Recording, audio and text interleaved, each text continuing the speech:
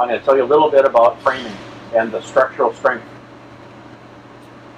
A 2x6, number 2 select, holds roughly 900 pounds, maybe 1,000 depending upon, in compression on top of it, and all lumber that's 1.5 inches wide fails in the X dimension. So this is X, this is Y, and this is Z.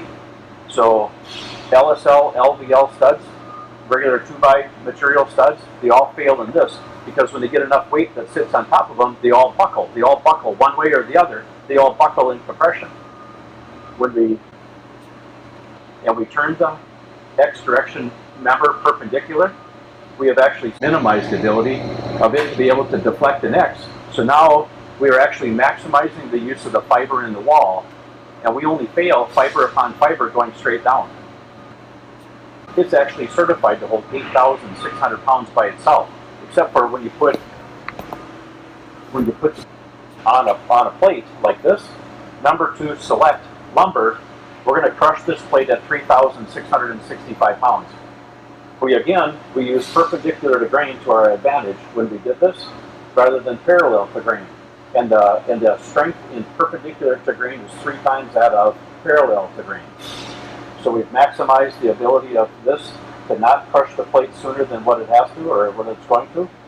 If we used an MSR 2100 plate, we can actually hold 5,600 pounds. If we did not that we think anybody's going to do this, is if we put a metal plate on one side and on the other and extended it out both sides, and we screwed it down so that we displace the weight over a wider area, that's how we get to 8,600. Otherwise, you can't get there. I don't think that anybody's going to actually do that, but you never know. So that's how strong these are. I'm going to talk about how to frame a nailer into an exterior corner, either interior or opposing corner, depending on how you do your outside corner. You have to have a nailer for the drywall. But in doing so, and to make sure you don't have a thermal transfer, and you want to make sure you have a complete thermal break all the way through, it makes a pocket that I'm going to have to show you from the back side. So when you frame that wall, you start your wall one way, start it the other way, and as you come around, you can see this pocket that ends up being created right here.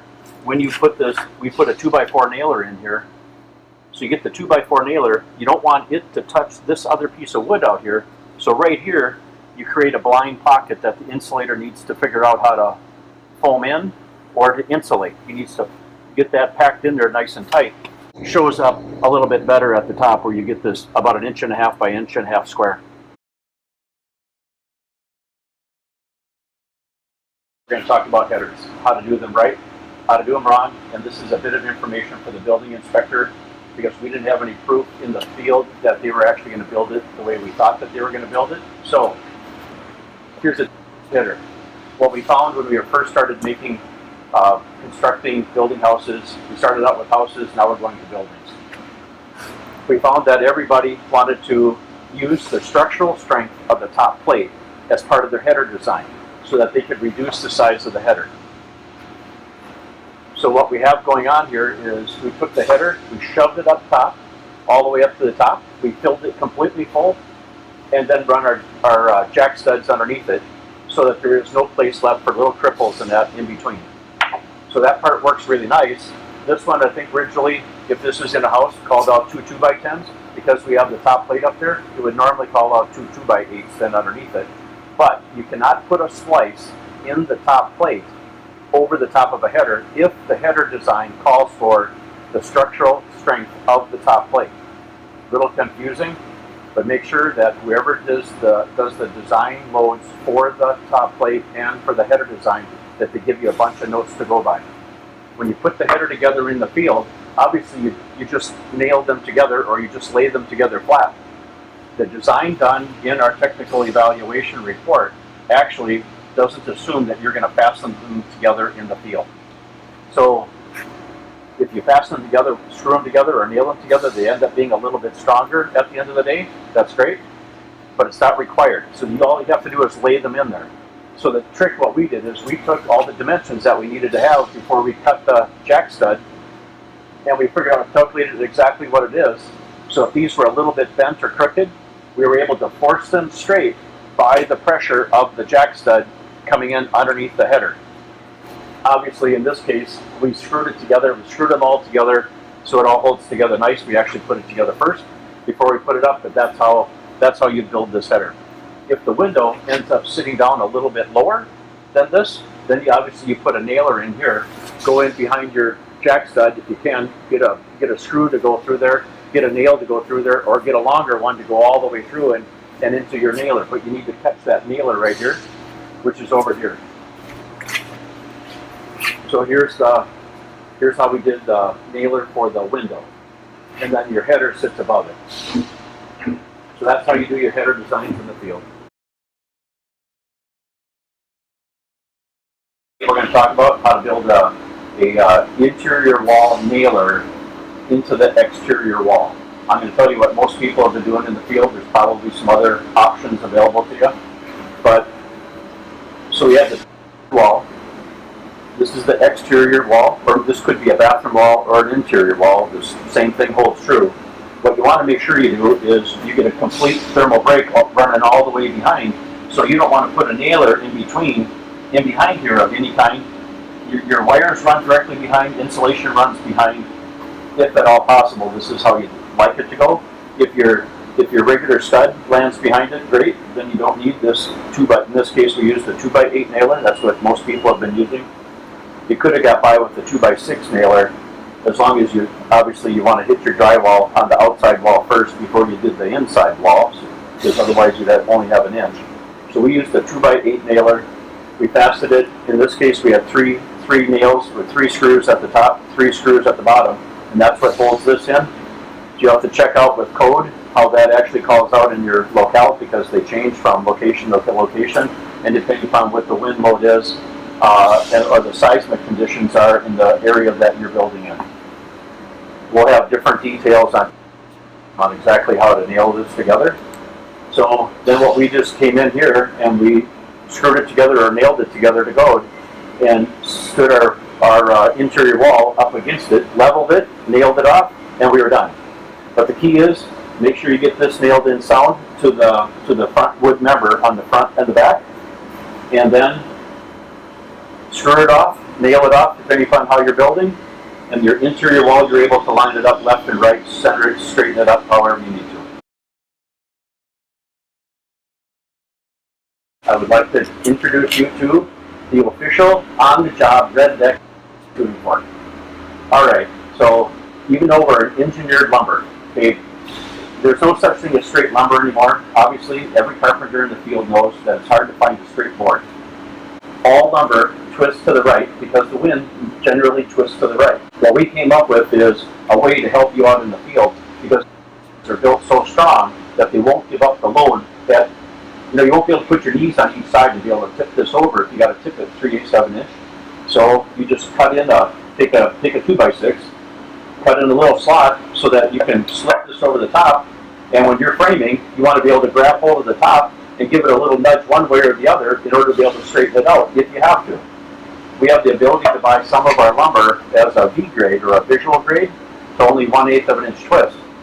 That's not going to happen in all cases. There's still going to be some that's going to have a twist to it, and you're going to have to straighten it out in the field. Yes, in the future, will a lot of the products be made out of LSL and LVL? Yes, they will. Those will be, I'm going to say, generally perfectly straight. But when we're dealing with a typical 2x3 product, it's the tops of the trees. It's where there's a fair bit more twist to the product, to the fiber itself. We're going to need a little help in the field, so we came up with this idea here to help you out. We're going to talk about strapping together the top plates. Okay, because we do advanced framing, where there's only one top plate, the top plate is actually the strength of 1.5 times the value that you get out of 2 2x6s in plank. So when you only use one top plate in the field, you have to strap them together. And normally it's done from the top side. So there would be a 5-inch wide strap, say 12 or 18 inches long, and you just take 2 2x6s, run it together, put the strap on top, then off you go. But in this case, we have the insulation layer across the middle, so we strap the front and we strap the back with an 1.5 inch wide, readily available strap. This happens to be 24 inches long, preset piece. This is available in long lengths, 50 to 250 feet long, where you can cut them off in the field, half the money. I'd go that route. Okay, when you have a strap in the middle of a splice, you don't have to have it land here. In the field guide, we have a lot of notes on how to do this, so you can easily go there. It's available to download. So you don't have to have the strap land on top of the stud all the time. It can be 7.5 inches off. If this is a load bearing, if you have a floor truss sitting up here or a roof truss sitting on top of it, there is a distance that you can actually land them up off of center, off of your stud. In this case, we wanted to show you how we took it off, or we put a strap on the inside, we have another strap on the outside. In the corner, when you put them together, you run the same strap, 9 inches either way, I think is what code says. So 9 inches is what you have to have here, 24 inches on the outside in order to strap in the outside. And that's how you would hold it all together, and that's how you level it. Pretty simply, all I would do is to make this really nice and tight is I would just put it on a wall, and I would take a hammer to it and I'd hammer it over so that you get a nice, clean, straight line. And today we're going to talk about the electrical on kind of the parts to buy and how to wire in a house that's been built or a building or any kind of a structure that's been put up using. So the first thing is there's already about a dozen to 18 places that have been built so far. So there's been a few tricks. Not this screwdriver, but they've been taking out a regular flat screwdriver and they've been poking the holes right through the foam and then reaming it out in order to get the hole, in order to push the wire out. Nobody's been using a drill anymore in order to get the hole for the wire. The next thing is, because the wood is back 1.5 inches, you need to have a little offset. This is one particular choice. I took this off, stole it. So you need to nail it onto the side because you have to get your wires 1.5 inches back. If I remember the code correctly, they have to be 1.5 inches back from the front in order to hold your wires back. So you need some sort of an offset to be able to hold those wires in place, because a typical wire strap, one can go into the wood, the other one's going to go directly into the foam, and it won't hold it into the foam. The other thing is, when you're buying your electrical boxes, this happens to be a moisture-proof one, and as you can see, the nail starts at the beginning and ends up in the middle of the sitting right here at 1.5 inches. Right like this, nail it in, you stick it out, hold it out the 1/2 inch for the drywall. So you're able to nail it in and you catch the whole entire 2x3 right through the middle of it and hold it into place. A lot of them have this and they're set back so far that you got to put a 2x3 nailer or a 2x4 nailer on the side first before you can nail this into the side or another box. So as more and more electrical contractors, distributors get used to having it around, they will move the location of their nailer. We're going to talk a little bit about plumbing and how to frame, how to not frame, and some of the challenges and how to do a repair in the field when a mistake is made. Our very first house that was framed, the plumber, they went through 7 dowels.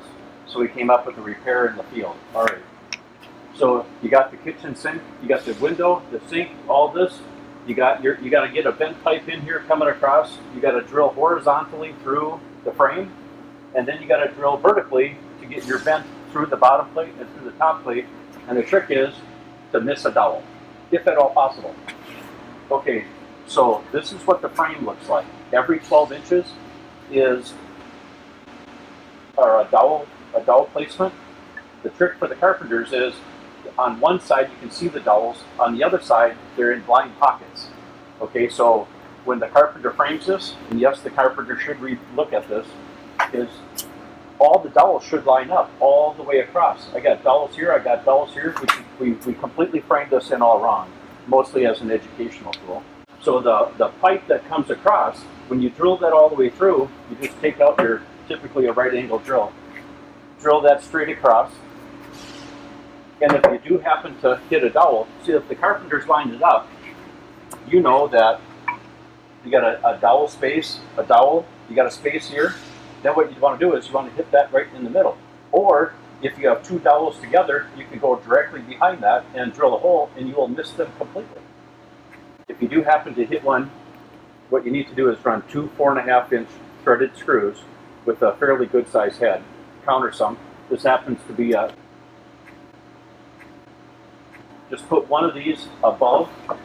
So if you cut this one off, you want to put one in above and one in below, and that's your in the field fix. And it's good for 1 and 2 dowels if you cut them off.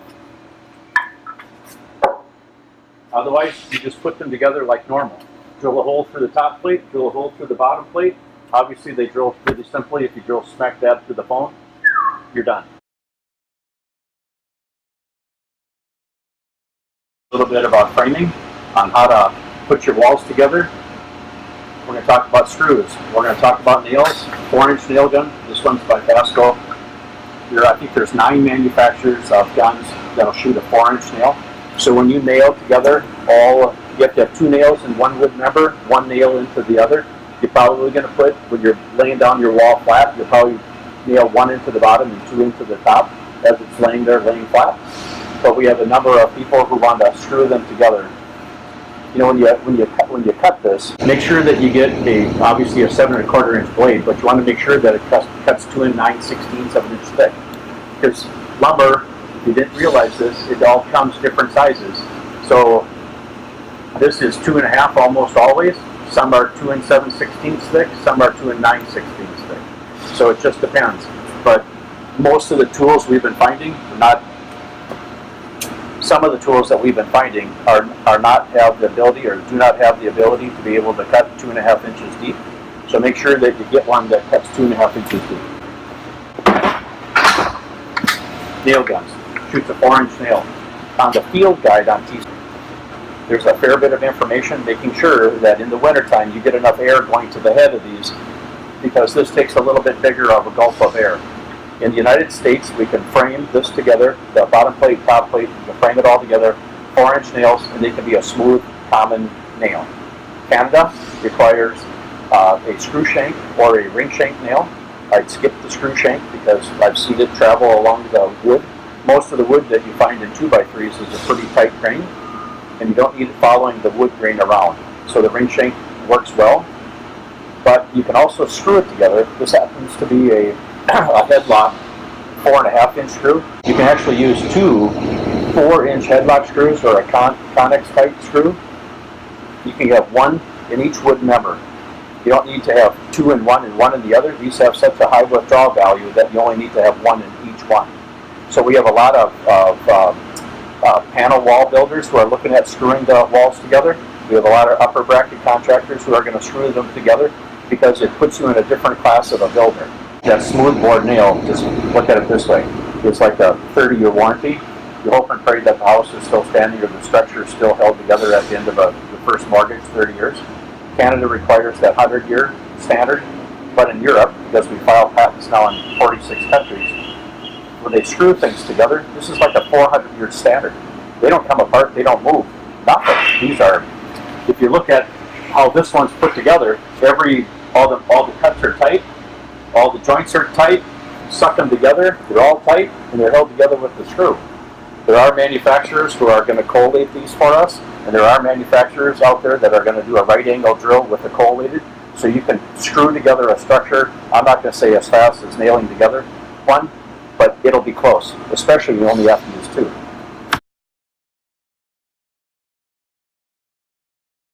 We're about to have treated available for use on concrete. One of the challenges that we run into is we end up with a void. So we have 2 1/2 inches by 2 1/2 inches. So this is unlike putting a normal sill plate down on top of concrete, because 2x6s, when you run in your anchor bolt directly through, there's no place for it to be able to twist laterally. When you start doing testing at Category 5 hurricanes, because all available for use in all seismic zones and hurricane zones, including seismic zone F in California and in Dade County, Florida. What we ended up finding happening is that there was the potential with an uplift situation or 220 mile an hour wind, whatever it ends up happens to be, that there's so much pressure onto that anchor bolt as it comes up that it might want to twist. They required us to go to a 5/8 inch anchor bolt, not a 1/2 inch anchor bolt, to minimize the ability of it to be able to twist or torque under pressure. So at the same time then, what we came up with then was a plate which is going to be available from a couple of different manufacturers, so don't think you got to punch this out yourself. So it's a 3-inch by 5-inch plate, 5/8, 11/16 hole in the middle to be able to get our 5/8 inch anchor bolt through the middle. And then there's 4 screws on it. And what that will allow us to do, or make sure it doesn't happen, is that depending upon how you put this in the field, it's either left or right, forward, back, it'll all sit in the middle. Obviously there's a frame in there, and you're going to hope to not hit that truss when you push it down, but these will be available in 16-foot lengths that you can go directly on the concrete with. So that's how you do it. You just build it. This is like a big huge washer. Put your washer down, obviously your anchor bolt goes from the other way, and then that's how you finish it off. Now this, with the 4 screws on there, it can't rotate at any time in the future because it's all screwed into place. You can also nail these into place, and all of that is available on. Well, thanks for joining us, and a big thanks to our volunteers, our board of directors, our members, and our sponsors who allow us to do what we do. A huge thanks to our top sponsors, T-Stud, who make insulated studs that help save energy and money in the walls, and Shrinergy, who have microgrid solutions and portable battery and solar solutions for emergency issues, for travel, and for backup energy and saving energy at home. Check them out. And make sure to go to our website, greenhomeinstitute.org. Again, check out all of our videos and upcoming session and live webinar events. Thank you.